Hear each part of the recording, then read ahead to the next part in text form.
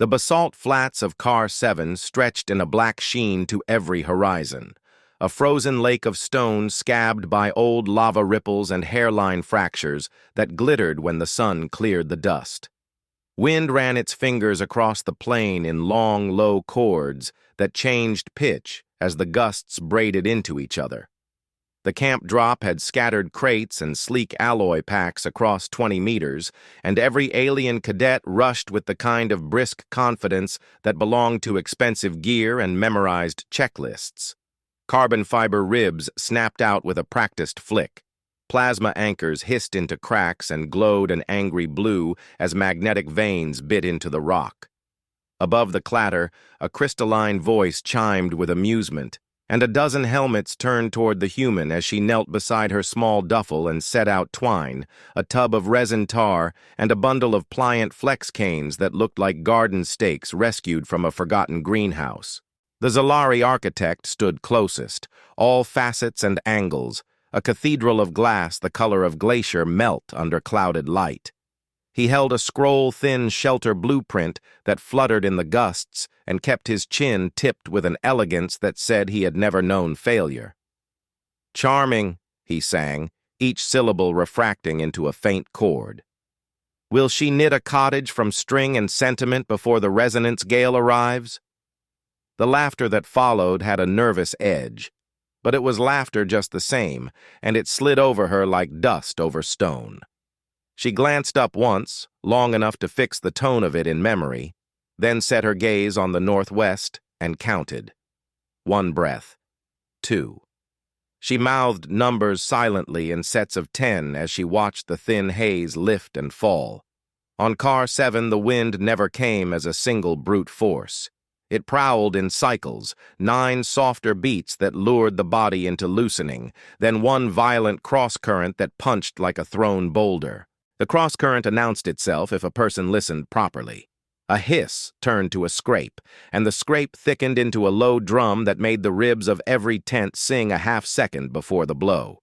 She had learned that rhythm on a training range carved into volcanic cliffs, and before that, on a coastline where storm squalls sprinted over water faster than a person could blink. She rose and walked the ground in a slow oval, dragging the heel of her boot to raise a shallow ridge of grit. At each 10 count, she stopped and let the wind lean against her until she could tell whether the push came from the same quarter or a slipping angle that harbored a curl of spin. The basalt told its own truths. Some fractures whistled, some hummed, and the pitch shifted with the depth below. She cupped a hand at ear level to shape the noise and tracked the way it harmonized with the fretted moan of alloy struts springing open all around her. The other cadets moved fast and loud. One Kethmaran pair wrestled a shield membrane into a circular hoop big enough to sleep 8. A Vorthak engineer pounded a spike that drooled plasma and relied on the anchor's heat to cauterize the crack rather than respect the crack's grain. Each team wore gear that promised victory in block letters, and each face wore the look that people got when a problem had already been solved in the brochure. She set down a small cloth pouch and untied its neck. Inside lay ash the color of old bones, sifted fine. She pinched a little and let it drift at knee height, eyes narrowed to the way it rose and stalled, to the way it smeared into a filament rather than a cloud when the cross-current teased it.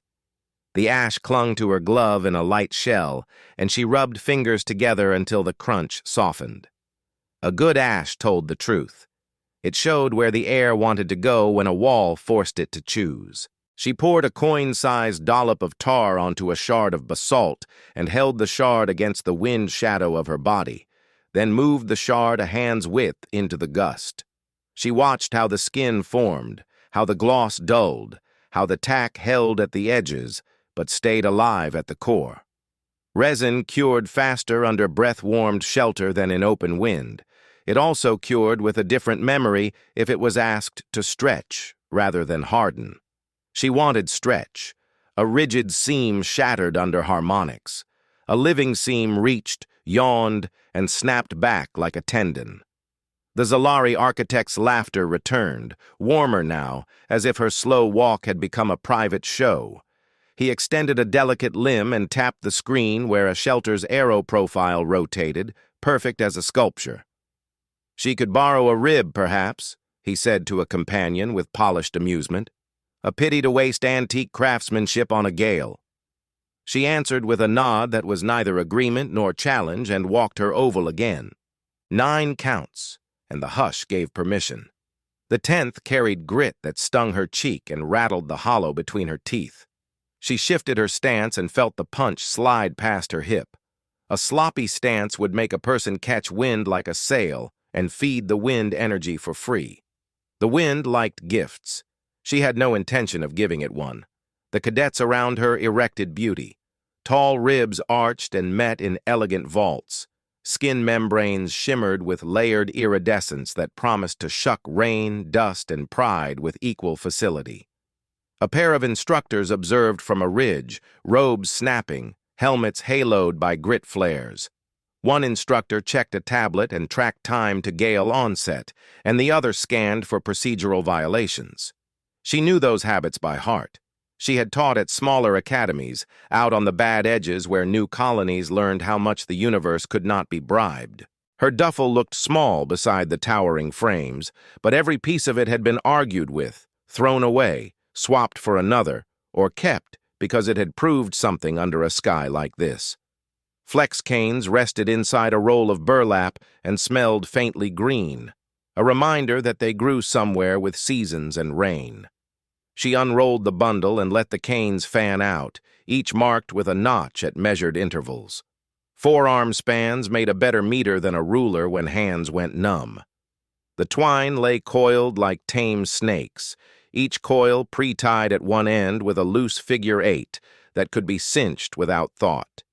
She wanted to see how the wind grabbed at triangles and how the ground would take pegs, so she planted 3 canes and looped 3 lengths of twine into a quick mock apex. The little tripod woke as the gust hit it, twitching, complaining, then tucking itself tighter with each pull as the knots slid to their full bite. She watched the lines as if they were nerves and read the tremor in each. The tremor traveled a path, and the path showed where force would collect. Force liked to collect the way water liked to collect. The cross-current would try to stack that force at the crown of any high wall, and once it found a song there, it would sing louder and louder until something snapped. She had no desire to give the wind a song. A low dome would hum in a note so broad and quiet that the gale would not know where to place the chorus. She knelt again and pressed her palm to the basalt. Under the glove, the vibration rode the bone in a faint sawtooth that tickled her wrist. Somewhere to the west, a strut had started to sing, and the note crept across the plain as if it sought companions. She turned her head and saw the source, a frame that stood tall and proud, perfectly symmetrical, a skylight cut like a coin at its apex. Pretty, she thought, and hungry for the 10th beat. The Zalari architect pivoted with dancer grace and admired his own work. He did not gloat with words. He did not need to. The posture said enough. He had been born to glass spires that did not bow to storms. He had never knotted twine with numb fingers in the lee of a boulder while a sky ran out of patience. She checked the horizon again. The haze had thickened into streaks and tails as if an invisible hand combed the air. The comb's teeth were uneven. Good. Uneven meant she could bleed pressure if she timed the slit right. She set the tar tub in the crook of a rock where the wind could not steal the heat from her little warming patch, then slid a foil reflector under it to catch a slice of sun. The resin trembled as the foil concentrated the light, and the shine on its skin grew soft. She tested tack with a knuckle and felt it give with a friendliness that promised the right kind of bond. A Vorthak laughed as a stake flared and fused to the rock, the plasma bite leaving an ugly glassy scar in the basalt that cracked as it cooled. He did not hear the crack. He had the comfort of tools that announced certainty with each hiss and flash.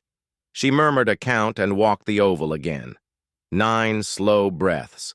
The 10th arrived with grit like pepper.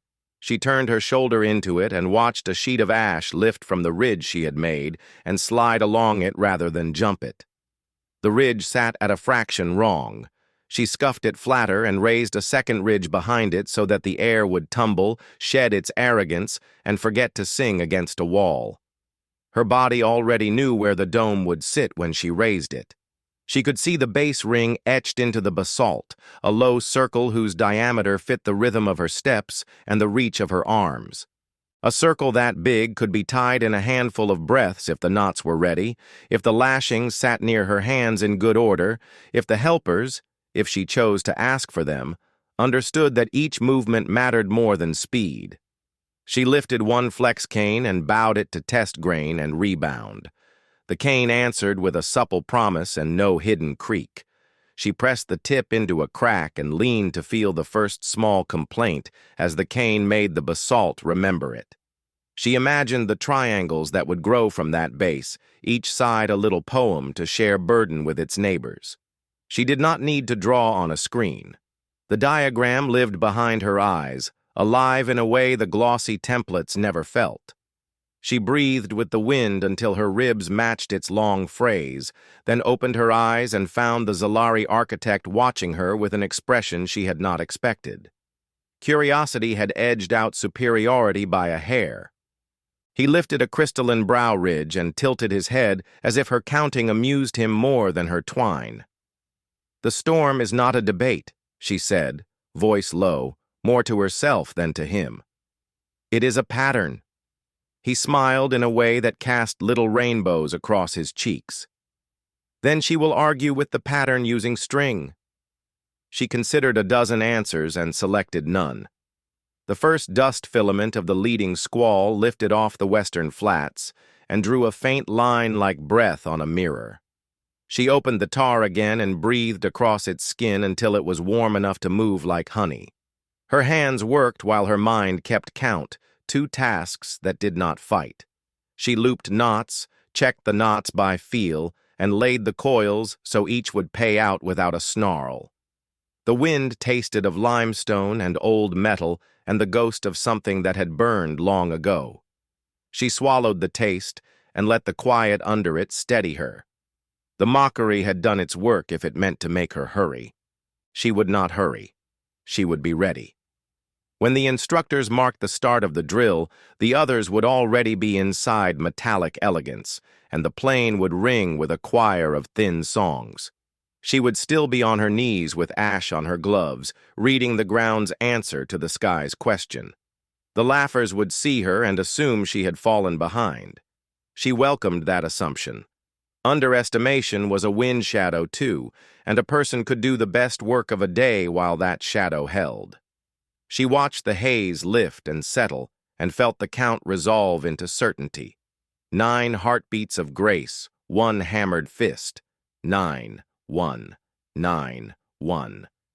The cadence moved through her until she could have closed her eyes and placed her slit exactly where the gale's vanity would trip on it. She opened her eyes, pressed the first cane home, and smiled at the hum under her palm. The basalt did not care about carbon lattices or choir-bright jokes. It cared about load and line and where a person stood when the world cleared its throat. She pressed the first cane into the basalt until the notch bit, then stepped back and let the circle form in her mind like a chalk line that only she could see. The idea had been waiting behind her eyes since the moment she tasted the wind. A low geodesic shell, 2 frequency so the triangles stayed honest and the strut lengths stayed simple, a crown that shed force instead of catching it, joints that behaved like living tissue rather than brittle hinges. She crouched and traced a circle in ash with the back of her glove, not for art and not for show, but because the arc of her reach told her what the base truly wanted to be. She marked 6 points by pacing heel to toe, corrected a skew with a half step, then marked 6 more to split the distances. 12 anchors, equidistant enough for a clock and forgiving enough to flex, would hold a base ring that could be raised with one sweep of the hand and no wasted motion. She did not reach for a tablet. She had already solved too many problems in places where a screen would have frozen into a mirror at the first cruel gust. The geometry lived in her bones, taught by old maps and camping diagrams and the strange comfort of counting breaths in ugly weather. She lifted 3 canes and laid them in a shallow chevron that matched her ash ticks. The cane lengths had been cut to 3 measures because discipline mattered more than variety: short, medium, and crown. Each length wore a pair of notches burned in at forearm spans so she could lash without hunting for balance. Her gloved thumb lingered at a notch until she felt the slight burr that told her which end had been cut by a knife rather than a saw. She wanted knife cuts at the joints and saw cuts at the free ends so the fibers would not fight the lashings when the dome bowed. The tar had warmed to a pliant gloss under the foil. She dipped a fingertip and drew a thin line along a twine coil, then snapped the line against her palm so it lay flat without twist. Twine with memory kinked at the worst moment. Twine with a tar kiss remembered the shape she gave it. She split the coil into 5 loops and tied a simple lashing at each loop's throat, loose enough to swallow a cane bundle, tight enough to hold its place on the line. When she looked up, she caught the gaze of a Vorthak engineer who had paused with a plasma anchor in his hand. He was tall and thick about the shoulders, armor shaped by a culture that trusted weight. Curiosity softened his posture. He had laughed earlier when a spike flared, but curiosity had more stamina than mockery. He took a step closer and pointed at the ash circle with a blunt finger. "What does she need?" he asked, voice resonant behind his helm. She did not waste the offer. 12 base points at those ticks, she said. She needs short struts cut to the notch lengths. No tool heat. He can score with a knife and bend across the knee. He nodded and holstered the anchor as if a decision had clicked into place. She watched him kneel and test a cane over his thigh, careful and deliberate, as if he respected the fibers in his hands more than the plasma on his belt. A Kethmaran cadet approached from the lee of a half-built frame with a bundle of woven fronds under one arm. The armor across her shoulders had been scuffed pale by wind grit, and her expression carried the quiet stress of someone who understood that time had already started to move faster. "She has skin," the Kethmaran said, offering the fronds. "She does not have permission, but she has skin." The honesty of it worked on her like courage. "She needs cross-grain panels, not long runs," the human said. "She wants the fibers to argue with each other so a tier has to learn a new language with every inch." The Kethmaran smiled with a quick tilt of the mouth that showed a predator's small teeth and set the fronds down with the pride of a person handing over something worth having. He from Vorthak returned with 6 short struts already notched, and his hands found a rhythm that matched her count. He cut without chatter, and he laid each piece in an exact star at the base of the ash circle as if he liked the discipline of pattern. She tied a preloaded lashing around the first joint, palms working in a practiced dance: wrap, cinch, cross, tuck, seal. The tar winked like tree sap under thin sun. She pressed a thumb into the seam and felt it give just enough to promise a breath rather than a snap under stress. She used diagonal lashings rather than square because the wind did not care about right angles. The wind cared about where it could collect pride. She meant to give it frustration instead. The Zalari architect watched from the edge of his elegant shadow with a face cut into a polite smile. He still held the blueprint that glittered like an ornament in poor light. He did not interrupt yet. She had started to notice that he interrupted only when silence could be weaponized. Silence would not help him now. She moved around the circle and placed the next joint, then the next, until a base ring could be read on the ground even without canes. He handled the struts with a competence that surprised her, handing each piece in the order she would want it, as if he had worked on line crews in worse places than this. She clipped the ends together at the final joint and leaned on the ring with her hip until the circle stiffened against her weight. The base no longer belonged to ideas. The base belonged to gravity. She pulled a chalk stick from the pouch, snapped it in half, and passed a piece to the Kethmaran. "Mark the vents," she said. "She wants a slit here, low, windward, at an angle that matches the gust's vanity. She wants a smaller leeward chimney to pull through the crown by pressure difference. He from Vorthak will cut 4 crown struts and keep 2 in reserve." He nodded and measured the crown lengths against his forearm, with a steadiness that told her he had found faith in the method, not in her as a person, which was safer for everyone. The Kethmaran knelt at the windward arc and drew a long almond with the chalk. She pressed the frond edge against the chalk and scored a crease so the skin would hold shape without relying on a seam alone. The frond had a grain like a story, strong in one direction, curious in the other. She wanted curiosity to meet wind, not strength.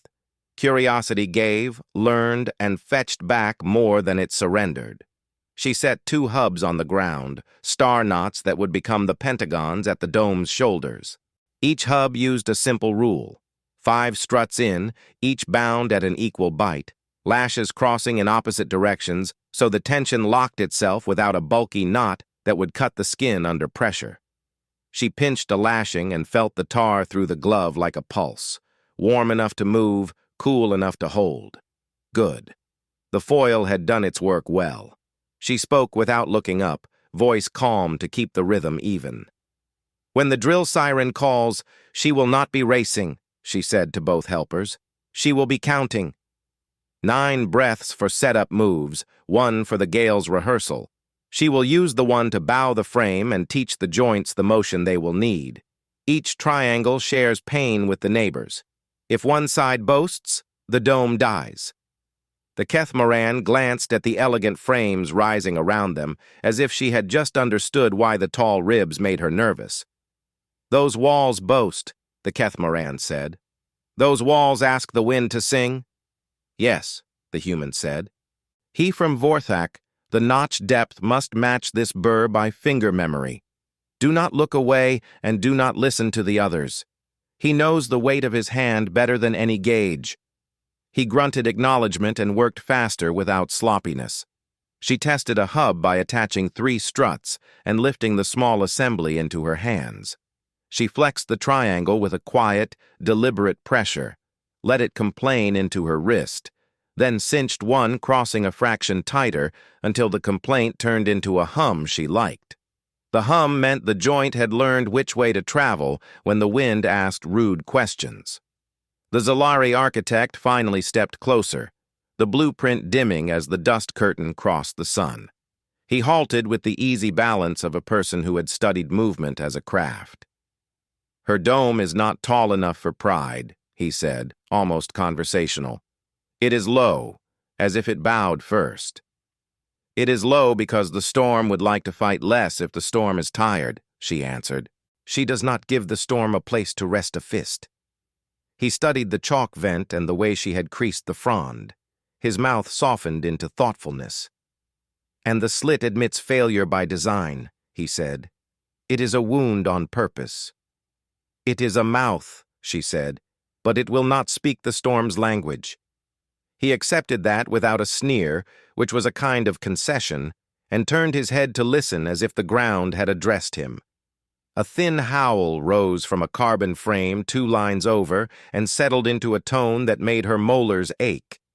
She could feel the harmonic trying to find friends, an invitation whispered from rib to rib. Her bass ring did not answer. It had too many shallow notes and not enough ego. She laid out the minute-by-minute plan in her head and let the numbers lock into place with the certainty of clockwork. Minute 1. Bass ring secured with 12 anchors, each anchor a wedge rather than a puncture so the basalt kept its dignity. Minute 2. 5 hubs tied and staged, short struts paired and ready. Minute 3. Crown struts lashed to a pentagon core that could be held aloft by one person while 2 seated rings rose under it. Minute 4 through 6. Raise 5 triangles in a star from the base, seat hubs, breathe during the 10th beat, bow the structure fractionally to teach the lashings obedience. Minute 7 through 10. Skin panels in cross-grain segments, leeward chimney open, windward slit creased to lie against the gust until it needs to breathe. Minute 11 through 14. Guy lines braided, anchors backed with flat stones to avoid cutting into cracks, ash dusted across the skin to kill shine and heat contrast. She tasted the count and found it reasonable. She checked the helpers again with a part of her attention that had learned to care for other hands without coddling them. The Kethmaran had started to pre-tie edge hems into the fronds with short lengths of twine, making little buttonholes so the skin could be hooked and unhooked at speed without ripping. Smart. He from Vorthak had stacked struts by length in 6 tidy fans that mirrored the dome's eventual shoulders. He was good at work that asked for order. She trimmed the last hubtail and pressed the knot flat with the heel of her glove so the skin would not snag. A breeze stronger than the recent breaths ran across the plain and lifted grit into a veil that fuzzed the far frames into ghosts. She could hear laughter turn brittle inside those ghosts, a brittle that belonged to people who had decided too early that a problem had become a trophy. She did not look at them again. Attention was a ration worth guarding. She ran a final test of the pressure slit's placement by holding a frond panel at the marked arc and letting the gust try to find purchase under its lip. The panel lifted and then settled with a firm reluctance rather than a gasp, the exact compromise she wanted. The slit would open not as an invitation, but as a last resort, and it would close the way a stubborn person closed an argument. She packed the hubs and struts into a half-moon at the windward side so she could raise the first ring with her body sheltering the knots from the gust. She placed the skin stacks on the leeward side, where the ash veil ran lower so the panels would not skate off before she reached for them. She passed the Kethmaran a short blade with a tar-darkened handle and met her eyes. "If a seam fights, she will not force it," the human said. "She will loosen the cross and retie on the breath after the gale's punch. The seam will remember the new lesson if she gives it that breath." The Kethmaran nodded and touched the blade to her chest in a small salute. He from Vorthak stood and rolled his shoulders, a soldier's readiness returning to a worker's hands. "He will lift on count 3, he said, with the plain acceptance of a person who had decided to join a rhythm not his own. She gave him a smile that did not waste words and returned to the base ring. The idea was no longer an idea. It had a floor, a language, partners, a mouth to breathe, and a promise to return force to the world in pieces small enough for the world to forgive. She set her boots at anchor 2 and anchor 8, wondered for a moment what it would feel like to let pride have a taller wall, and dismissed the thought as a luxury for another life. The dome in her head bowed lower, more humble, more dangerous in its humility. The siren that marked the drill's true beginning had not yet called across the plain, but she could feel silence gather itself for the shout. When it came, she wanted the dome already in motion, not a dream. She rubbed ash into her gloves to kill the last hint of shine, tasted the dust, and felt the count slip into her pulse. 9, 1, 9, 1. On the next 9 she would move, and on the next one she would teach the frame how to bow without surrender. The siren rolled across the flats like a struck bell, and she moved on the first crest of sound. She planted her boots at anchors 2 and 8, set her hips low, and pulled the base ring into a clean circle that sprung against her hands with a familiar resilience. He from Vorthak stepped in without prompting, knees bent, shoulders steady, and pressed his weight into the opposite arc so the ring held true. She felt the line of force settle through the lashings and nodded once. Minute 1 wanted obedience from the ground, not conversation. She tapped 12 shallow wedges into pre-marked cracks with the heel of her palm and a flat stone, not a single blow wasted. Each wedge sat at a slight inward rake, so the ring would bite during a gust instead of wriggle free. The ash line she had drawn read like faint ink under her glove, and she followed it without hesitation. The Kethmaran hovered at the leeward edge with a stack of skin panels prepared, her blade already tucked into the hem loops in case a corner needed humility. Minute 2 belonged to the hubs. She dropped to one knee and tied the first star knot with motions so compact that the wind barely noticed her hands. Wrap, cinch, cross, tuck, seal. 5 times in balance, 5 bites equal as fingers on a hand. She handed the hub to he from Vorthak and pointed to a staging spot 2 steps windward so he could deliver each piece by muscle memory when she called. He understood and crouched with the patience of a person who trusted work to prove intent. The second hub followed, then 3 more, and the star pattern on the ground began to reflect the dome that would rise. She checked each crossing with a thumbnail pressed into tar until the surface dimpled, proof that the resin would accept a bow instead of snapping in pride. Minute 3 demanded the crown. She lashed 5 crown struts into a pentagon with a central tie that would let the structure hang from her hands for a breath while the shoulder triangles found home. The pentagon felt light and sure in her grip, a strange kite built for gravity rather than sky. She lifted it to chest height and let the wind taste it. The gust tugged once, learned nothing it liked, and slid off the flat geometry without drama. Good. She lowered it into the staging crescent and signaled the first lift. Minute 4 carried the first assembly. She seated 2 short struts into adjacent base anchors and capped them with a hub, the triangle drawing itself as if the ring had been waiting for shape all along. The lashing accepted the angle and tightened against the cane without complaint. The Kethmoran stepped in with a third strut, eyes on the ash tick she had marked earlier, and the second triangle woke with a satisfied shiver. She lifted the crown and slipped its first 2 points over the upper ends of the rising struts, then released a slow breath while the frame took the weight. The dome began to exist, not as a sketch, but as a body. Minute 5 spread that body across the circle. He from Vorthak passed strut pairs without speaking, his hands already tuned to her cadence. She set a hub, checked 2 angles, and moved on. The 5th triangle met the crown with a click that her gloves translated as a dry pulse. She took the next 10th beat gust as opportunity rather than threat, leaned her shoulder into the new frame, and taught the joints a shallow bow. The lashings creaked in a small, honest voice, and then settled into a new memory. Nothing complained twice, nothing stiffened in insult. The dome was a student that learned quickly when a lesson used the right tone. Minute 6 finished the first ring of triangles and seated the crown on 5 shoulders that shared load like old friends. The wind wandered in, looking for pride to prod, and found none.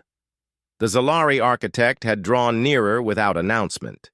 He watched the bow move through joints, eyes narrowed in analysis rather than disdain, and tapped a facet under his chin as if a note had been made on an invisible slate. Minute 7 brought skin. The Kethmoran slid the first cross-grain panel across a shoulder and held it while the human hooked loop to lashing with brisk flicks of the wrist.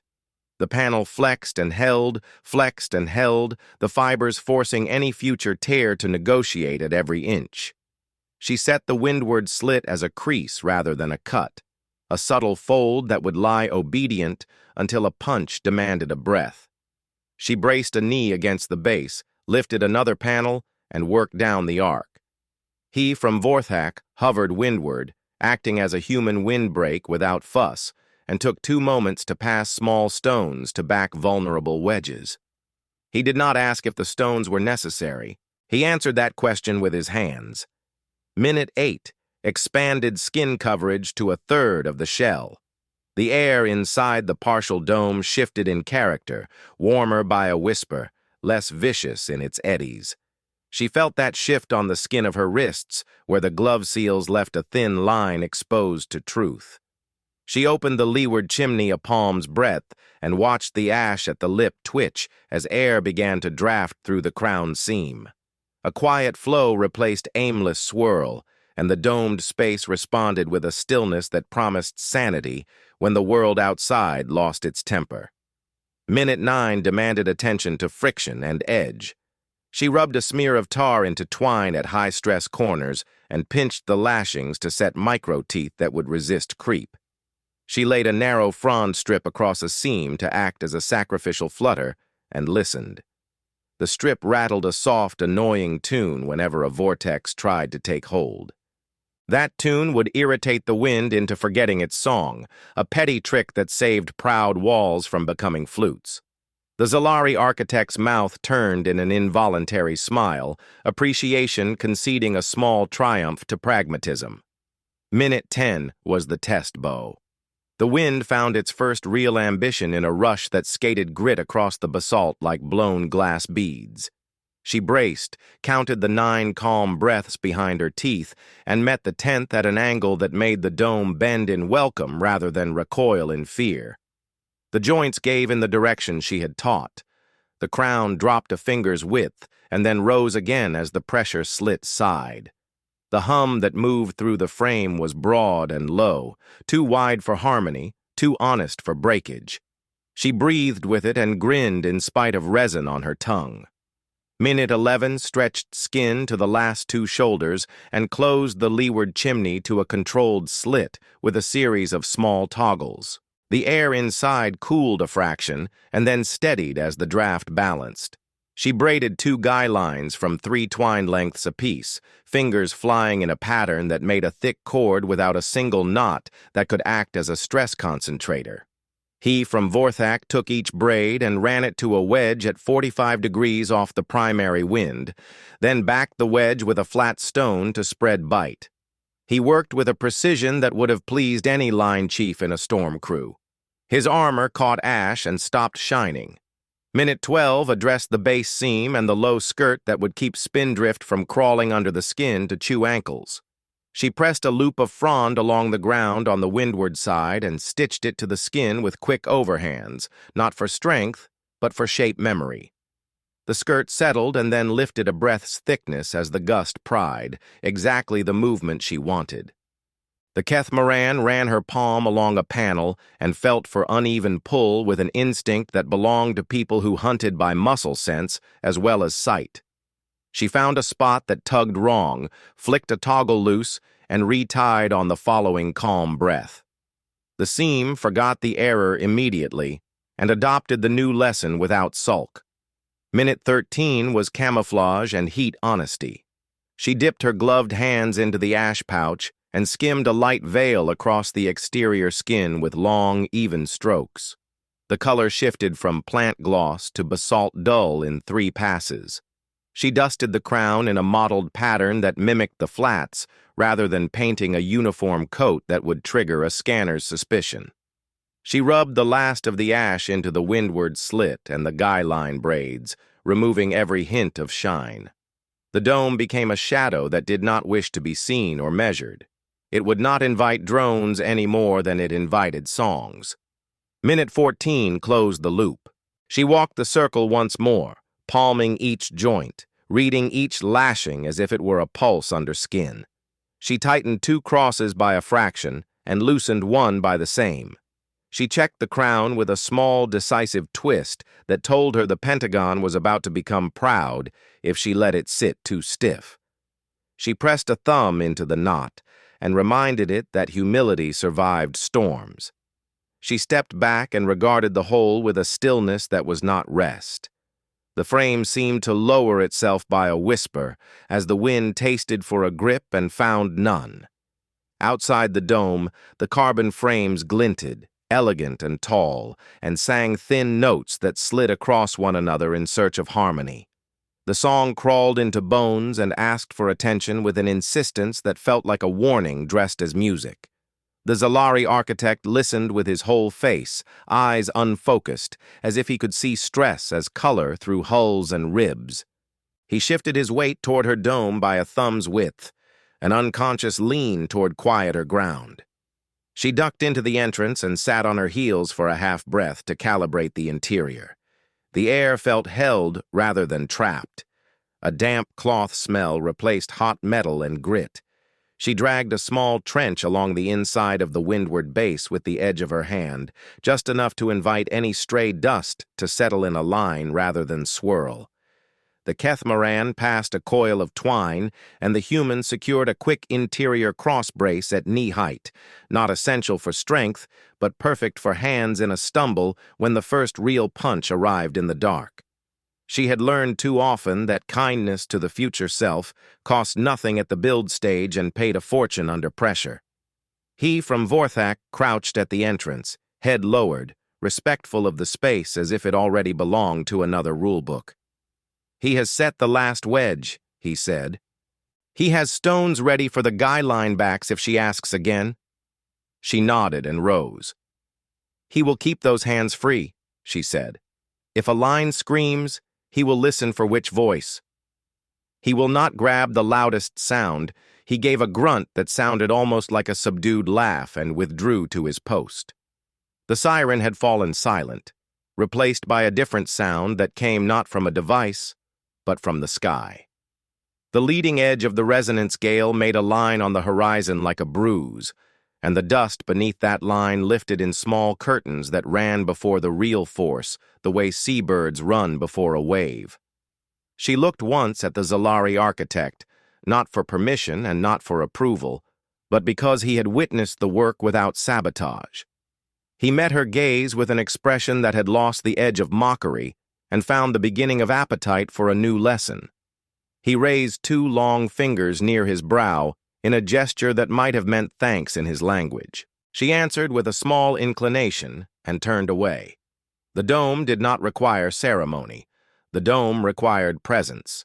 She slipped inside and took her place at the windward shoulder, palm on a lashing shoulder set to lend weight without fighting the frame. The Kethmaran settled at the leeward chimney with blade and toggles within reach, eyes already measuring eddies for when a slit wanted to breathe. He from Vorthak straddled the nearest guy line outside, boots braced against paired stones, hands loose and ready to ease a braid through fingers without burn if a shock tried to snatch it. The hush before the first hammer blow arrived with a taste of metal on the tongue and the faintest squeal from a proud frame somewhere to the east. She closed her eyes for a single count and let the pulse of her heart lock to the long 9-1 rhythm that had guided each move. The dome answered with a low, wordless hum that had nothing to do with pride and everything to do with patience. When she opened her eyes, dust thickened into a gray screen beyond the entrance, and the first true gust bowed the world. The 14 minutes had become a promise. The next moment would be the test. Dust thickened from a veil into a wall, and the first hammer blow arrived with a dull, shoving weight that made the flats vibrate as if the stone had a heartbeat. The dome flexed at her shoulder and returned the force in small payments through every lashing, a modest economy that spent nothing it could save. Air hissed through the windward slit, not as surrender but as a measured breath, and the leeward chimney drew that breath upward in a steady pull that smoothed the panic out of the interior. She put her palm to the nearest joint and felt the hum widen. The sound asked for patience, not fear. Outside, the elegant frames found a pitch and answered themselves like a choir that had lost the conductor. The notes rose thin and bright, trilling along alloys, stacking into harmonics that made the ribs proud of the wrong thing. A second gust carried grit hard enough to peck at the frond skin. She watched the sacrificial flutter strip at the seam do its nuisance work, rattling like a dry leaf. The strip teased at every infant vortex, robbing it of coherence before a spiral could take hold. She nodded once and lowered her stance a fraction so her legs could talk to the base ring through muscle instead of bone. The Kethmaran crouched by the chimney, blade ready for a toggle that misbehaved, eyes tracking the small eddies along the crown as if the air were a creature that could be read by the twitch of an ear. He from Vorthak stood outside in the ash haze, boots planted against the paired stones that backed his guy line. He let the braided cord talk through his hands without strangling it, easing shock in increments that the knots could forget once the gust ran out of spite. A sharp crack carried over the dome on the next blast, the brittle sound of a rib that had been designed to be admired rather than questioned. The song from the tall frame to the east broke into two notes that argued, and then both fell silent at once. She did not lift the flap. She did not need a view to know what a silence like that meant. She counted her 9, held her 10th for the dome's bow, and only then spared half a breath for a plan. "If a crew runs," she said to the Kethmaran without raising her voice, "she will call them in by gesture." No shouting. The gale will love shouts. The Kethmaran answered with a quick tilt of her chin and shifted her weight so the entrance flap could be lifted in the lee of the frame's hum rather than in the teeth of a gust. Shapes stumbled in the gray. The first to reach the entrance was a slim cadet with a torn seal at the wrist, eyes wide and wild from inhaled dust. The Catamaran caught her forearm and guided her low, hand on the head to keep the profile compact as the gust reached to slap. The cadet wriggled through and collapsed by the skirt, coughing into both hands. Another figure appeared behind her, limping, shoulder-dragging a strap that had once belonged to a tent's pride. He from Vorthak stepped in without waiting for instruction, one hand on the guy line, the other extended palm down in a steadying cue that read as command in any language. The limping cadet obeyed that palm as if it were a road and crawled on hands and knees to the entrance. The dome snatched at the gust, bowed, and released. The flap lifted just enough for the cadet to slide under. The Catamaran closed the seam like a seamstress sealing a keepsake, fingers quick, breath even. A third form loomed in the dust with the posture of someone who had not yet accepted that elegance could fail. He had a diamond brightness about his joints where grit had polished the edges, Zalari architecture in motion. He reached the entrance and halted as if pride had a hand on his collar. The dome took another punch, learned nothing new, and breathed. She kept her gaze on her lashing for a full count, not as cruelty, but as a demonstration of order. He from Vorthak met the newcomer's eyes once, and then looked down deliberately at the flap, an invitation and a rule. The Zalari architect bowed his head a fraction, small prisms washing across his cheek in the dim light, and folded himself through the opening with care that bordered on reverence. When he sat small, as if his height had been a negotiable habit rather than a requirement. The gale grew teeth. The pressure outside rose and fell in a staggered cadence that would have pulled a proud wall into a dance it could not lead. The dome refused the invitation. Each hit spread itself across triangles that did not keep score. She ran her thumb along a diagonal and felt a tenderness that spoke of over-eagerness rather than weakness. She loosened one crossing by the smallest breath and tightened another to match, tuning the hum until it lost the sharpness that presaged a crack. Inside, the cadet with the torn wrist seal had learned to breathe through cloth and had stopped coughing. The limping cadet held his ankle with both hands, jaw set, trying to be less present so he would take less space. She slid over, pressed her knuckles along the tendon, and felt for heat that did not belong. The joint was angry, but not broken. "He will sit with the ankle pressed against the skirt," she said, tone equal parts instruction and comfort. "The cold will return his manners." A wail, high and lonely, touched the dome and spun off into nothing. The Catamaran's gaze flicked to the chimney lip and caught a flaw trying to grow. She popped a toggle on the next calm breath and retied the hem a finger-width looser. The air inside settled into a more generous draft, the kind of movement that calmed lungs. The Zalari architect watched her hands, then watched the frond fibers, and reached out without touching. "Her seam listens," he said quietly, something like apology in his voice. She did not answer. The dome did not need commentary. It needed more small, honest moves. The gusts began to stack with less mercy between them, 9-beat grace collapsing into 7, then 6, the world deciding on impatience. She matched that impatience with smaller, more frequent bows, keeping the joint memory fresh. He from Vorthak's hands glided along the braided cord, skin found grit, and burned and found grit again, but he did not flinch. He let the line pull and returned it an inch at a time, creating a damper with his own body that taught the guy line to speak softly even when shouted at. A new noise tried to colonize the space at shoulder height, a faint skitter along a seam where two panels argued. She brushed that seam with the back of her glove and felt the argument as feeble heat, not yet serious. She slipped a thin frond patch under the lashing and pinned it with 2 tiny ties. The patch fluttered rudely at the next punch, and the argument died. Outside, something else gave way with an ugly rip that carried triumph for a heartbeat and then horror on its heels. The gritty air pushed a human voice into the entrance, hoarse, holed by panic. The Kethmaran lifted the flap 2 fingers and peered through the slit, mind counting eddies even while her eyes counted heads. 2, she said, 1 dragging another. He from Vorthak will give the line to his left hand, the human said. He will crouch in the lee of the entrance. He will pull when her hand lifts. He nodded and moved as instructed, huge frame made quiet by the logic of the moment.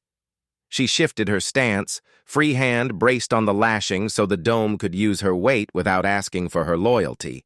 The gust hit, then backed off, and on the breath between insults she signaled. He reached out, found a sleeve by its grit, and hauled the first cadet inside with a fluid motion that avoided the flap catching. The second followed in a graceless scramble. The flap dropped. The Kethmaran sealed the seam. The dome hummed. Nothing tore. The interior had begun to collect life. Breath fog gathered near the crown and then vanished through the chimney with a docile reluctance that promised no condensation rain. The ash dulled light through the skin flattened faces into calm shadows. The Zalari architect looked at the lashing under her hand and then at his own thin wrists, the slender strength that had been raised in glass towers. He held out a palm. He can hold a lashing, he said. She considered the joint that would benefit most from an extra body's gentle weight and tilted her head toward the one at her left knee. He placed his palm as directed, carefully, as if the knot were an instrument, and looked both startled and pleased when the hum acknowledged him. The Gale found a deeper cruelty and tried to lift the crown with a curled finger under the leeward lip. The dome grunted and sat back down. She felt a lashing vibrate under her palm with a warning that was more question than complaint. She answered that question by shifting her hips so the base ring pressed deeper into the wedges on anchors 2 and 8, and the tone evened. She had learned that muscle kept promises that tools made too loudly. A thinner gust slipped under the windward slit and tried to gossip with the interior. The slit listened, breathed once, and closed its mouth with a fold. The Kethmaran smiled with the small satisfaction of someone whose stitch had found the exact right place. A lull opened like an eye and gave a view of the flat world, gray and grainy, with occasional flashes where metal admitted mistake. In that eye, she heard something that did not belong to wind. A low human cry clipped short. She touched the Kethmaran's shoulder and pointed to the entrance. The Kethmaran lifted, peered, and hissed through her teeth. A frame trapped an arm, she said. He from Vorthak will hold the line, the human answered. She will go. The Kethmaran shook her head once. She will go, the Kethmaran said, stubborn and sure. He from Vorthak has hands for lifting. He needs both. He had already wrapped the guy line twice around a stone spur in a quick hitch that would slip by inches, not by panic, and he took 1 step toward the flap. The Zalari architect pulled his hand from the lashing and made space without ceremony. The two ducked out on the next breath and vanished into the gray, shadows swallowed by the wall. The dome missed their weight and adjusted its memory with a small, patient sigh. She settled both palms, letting her shoulders replace the Kethmaran's pressure, and listened with everything she had left. Wind raged. The dome hummed. In the seam of those sounds came grunts, a metal groan, a gasp. She counted for them both and for the frame, timing the breaths so the flap could lift on welcome rather than interruption when they returned. The gust backed off a notch, and the entrance opened to admit the Kethmaran first, dragging a cadet by the collar. He from Vorthak followed, a human forearm tucked against his chest, blood a quick black along the skin. The injured cadet's face had gone the color of ash. The Kethmaran pressed 2 fingers to the wrist and exhaled when a pulse answered rudely but present. He will lie with the arm above the heart, the human said. He from Vorthak will press cloth here, hard and steady. He will not let go until she says he nodded and took the job with the gravity it deserved, big fingers gentle, pressure exact. The Zalari architect slid closer and offered a strip of his own undergarment fabric, thin and strong, eyes down, mouth set in a line that had decided something difficult and good about Worth. The gale, insulted that work continued in defiance of its tantrum, came harder. The dome bent and bent again, and the hum deepened into a note so low it felt like a shoulder under a blanket. She closed her eyes for half a count, and thanked old lessons in the language of weather. When she opened them, the interior had steadied into a rhythm of people who understood that time would pass if asked correctly. The Kethmoran worked her toggles like a musician. He from Vorthak fed the line through scarred hands with the patience of stone. The Zalari architect kept his palm on the lashing, learning the feel of obedience and return, cheeks dim with dust, pride quieted into attention. Another lull came, shorter, meaner, but enough for decisions. She spoke softly so the wind could not steal intent. "When the next long 9 arrives," she said, "she will send 2 to fetch the cold packs from the smashed crate at the ridge. He from Vorthak will stay. She from Kethmora will choose 1 runner and return before the 10th. The Kethmoran nodded and picked a cadet with a steady mouth and fast hands. The cadet gave a tight smile, the sort of smile a person wore when the world was big and she had chosen a small right job inside it. The wind nipped and relented. The runners went. The dome missed them and then learned to sit without their weight. When the 10th tried to ambush, the hum flattened it into a grunt, and the frame forgot the insult before the next breath. They returned with 2 blue bricks against ribs and the pleased exhaustion that comes from a plan that worked. She strapped 1 pack against the swollen ankle and tucked the other along the forearm so the angry skin could think slower.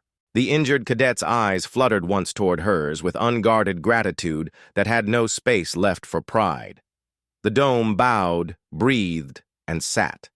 The gale found less to argue with. The world did not calm so much as tire. The violent cross-current stretched thinner between punches.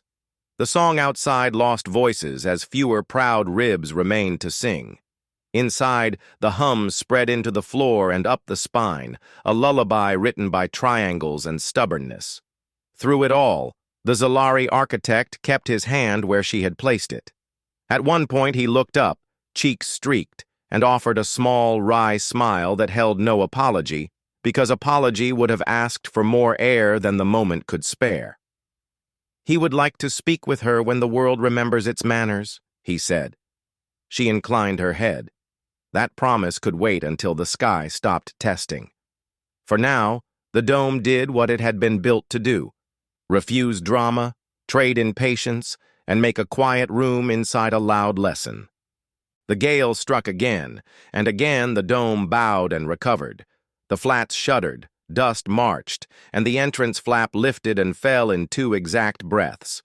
She kept her hand on the lashing, eyes on the seam, count in her chest, until the long 9 returned and stayed long enough to feel like mercy. Morning did not arrive so much as admit that the sky had run out of anger, and the long 9 settled over the flats with a weary quiet that felt earned rather than given. She eased her shoulder from the windward joint and let her hand travel the seam one last time, reading the knots as if a pulse could hide a lie. The hum had dropped to a patient breath. Air drifted through the chimney in a calm thread that carried the stale grit out without stealing heat. When she lifted the flap, light entered as a soft gray rather than a blade.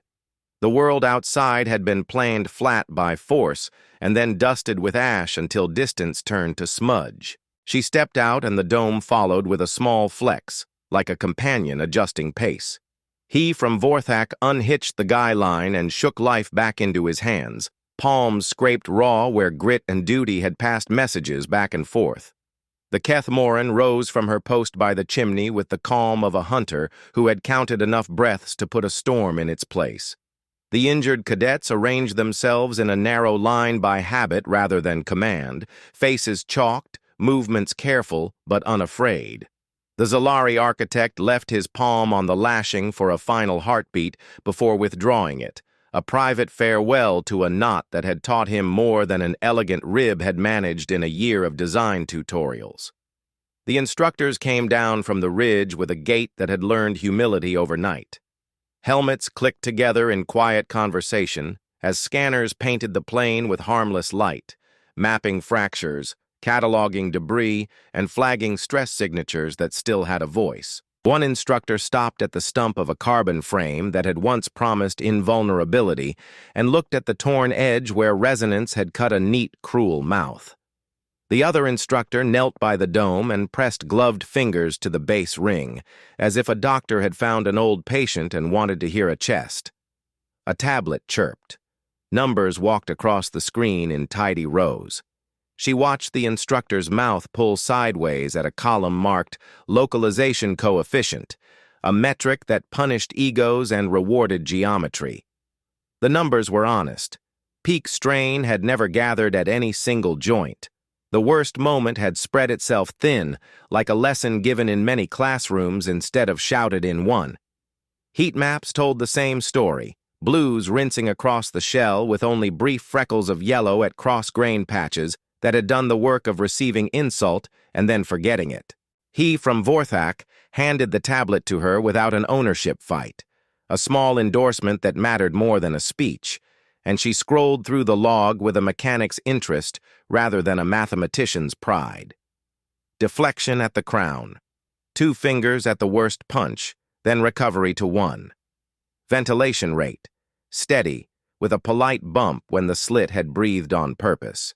Interior dew point, held below the point where breath becomes rain, courtesy of the chimney's patient pull. She did not glow under those numbers. She filed them. Numbers made persuasion simpler for minds that respected digits more than scars. The Kethmaran crouched by the entrance and began cutting away the sacrificial flutter strips that had done their nuisance job, each strip saved as a souvenir for a future lesson. The injured cadet with the angry ankle flexed his foot and found that the joint had remembered manners. He grinned, winced at the audacity of that grin, and then grinned again when the pain refused to take offense twice. The Zalari architect stepped into the space between the instructors and the dome with uncommon care, as if a wrong syllable could pull a pin from a good conclusion. He inclined his head to her, a precise angle that had been drilled into him in halls where mirrors taught posture and ceilings rewarded perfection. He misread Wind as an opponent to be dazzled, he said, each word chosen like a tool. He did not understand Wind as a conversation that punishes pride. The confession did not taste of self-loathing. It tasted of appetite. He held out a shard from a shattered rib, the edge glassy where resonance had licked it clean. He asks to co-author the note, he added, a hint of wryness at the word choice. He will put his name after hers. She looked at the shard, then at the dome, then at the Kethmaran and he from Vorthak, and shook her head. He will put his name beside ours, she said. She owes the hum to more than one set of hands. He accepted that correction with a small smile that refused to shrink under revision. The instructors said nothing for a long moment, the kind of silence in which a policy changes shape before anyone writes it down. Debrief took place in a low tent the logistics crew dragged from a rover that had outlived a dozen storms. Inside, the light fell clean and uncolored. The cadets sat in a half-circle that kept the injured near the T and the exit near the prideful. An instructor hung 2 images on the screen, one a heat map of the dome's strain over time, soft and even as weathered cloth, the other a spectral graph of the collapsed frames singing themselves to death as harmonics stacked like bad decisions. The instructor spoke in a tone that had traded condescension for a vocabulary borrowed from the day. Distributed geometry outperformed raw stiffness under resonance forcing, the instructor said, fingertip tracing the calm blue sheet that represented 14 minutes of choices made with ash, knots, and patience. The pressure slit bled gust energy and denied vortex lock-in. Ventilation held the interior in a human range, and the cross-grained skin forced tears to learn a new language at every inch. The dome did not win. The dome refused to lose. The line should have belonged to a speechwriter. It sounded better in a voice that had pebbled dust on the visor. She took the second half of the room and taught lashings. She taught with hands rather than metaphors. He from Vorthak held the bundle while she showed how a diagonal lashing invited a bow and how a square one stiffened a joint into brittle righteousness. The Kethmaran taught toggles with the bored efficiency of someone who had already saved a life with a small loop of cord and would do so again without asking for applause. The Zalari architect walked the chalk vent slit with a pointer and explained with an engineer's crisp humility how purpose-built weakness under controlled conditions preserved integrity under chaotic forcing. Cadets copied knots with the concentration that had arrived after a night that asked hard questions and offered obvious answers. Yes became cheap. Competence earned the more expensive nod. An instructor gathered logs from every shelter and scrubbed names from the metadata before throwing the numbers onto the wall. Whatever loyalty had lingered for elegant ribs dissolved under a stacked bar where red blocks reached the wrong axis and blue blocks took a nap. The policy note wrote itself with a few decisive taps. Effective immediately, the note read, low-tech geodesic shelters using living joints are authorized and encouraged under resonance gale protocols. A module titled Wind Literacy, including cadence recognition, bow training, and cross-grain skinning, becomes mandatory for all species. The line about species made a Kethmaran cadet laugh softly enough to be kind. Pride took a breath and tried again as belonging. He from Vorthak cornered her by the water jugs afterward with a question that came with calluses. He wants to build one blind, he said. He wants to tie the knots without looking. He wants to learn the hum by wrist, not by eye. She handed him a coil of twine that smelled faintly of resin and said, he will cut his notches by burr memory and tie 5 stars before he takes off the blindfold.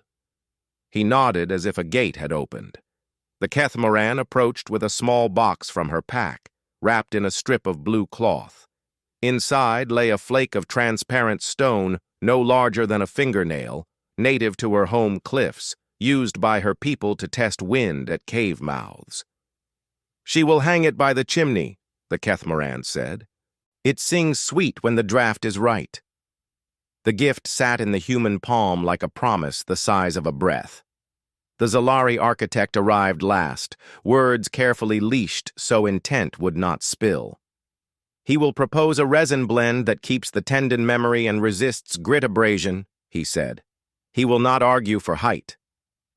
He has learned one lesson at a time. She answered with a short nod that carried more encouragement than a speech. A person who had turned an admission into a tool did not need praise. He needed work. Cleanup revealed more than ruin. The flats wore a new filigree of shallow channels where dust had run before it sank. A few frames had not failed but had sulked, their stiff walls pocked with dents where gusts had tried to negotiate without success. The dome sat low and unbothered as if it had been born there, ash skin already taking on the exact dullness of the basalt around it. She pulled the stakes in sequence so the base could let go without tantrum, coiled the guy lines into patient loops, and stacked the frond panels flat so the fibers would not memorize a curl that could betray a seam later. He from Vorthak carried the hubs like sleeping animals, one under each arm, careful not to wake a knot with a careless jolt. The Kethmaran rolled the sacrificial strips into a little bundle and slipped it into a pocket as if future toggles could use courage in scrap form. The Zalari architect knelt and pressed 2 fingers into the ash where the base ring had sat, reading the faint groove like a geologist reading time. He would have designed the scar differently, he said, almost amused. He is grateful that the wind ignores aesthetics. By afternoon, the ridge looked less like a classroom and more like a place where the world sometimes forgives mistakes. The injured cadet with the mended forearm could flex fingers without swearing. The ankle had deflated to a stubborn ache. The runners had collected cold packs and a few egos that had wandered off after midnight. The instructors signed off on the policy note with the bureaucracy of people who preferred documents to drama, and then surprised themselves by publishing the addendum under her name, with he from Vorthak, the Kethmaran, and the Zalari architect as co-authors. She read the file on a wrist screen and laughed once, short, not unkind. Titles made some doors open. She would use the hinge and forget the brass. At dusk, with the flats turning from gray to iron, she took a walk out beyond the echo of camp talk. Wind moved like an old animal that had decided to be gentle because nothing needed proving. She stood where the ash circle had been and closed her eyes. The long 9 still lived under the skin if she wanted it. When she opened her eyes, he from Vorthak stood 10 paces away with a coil of twine in one hand and a blindfold in the other. He did not speak. He tied the blindfold around his own head and held out a strut. She guided his thumb to the burr and did not touch the knot when his fingers started the star.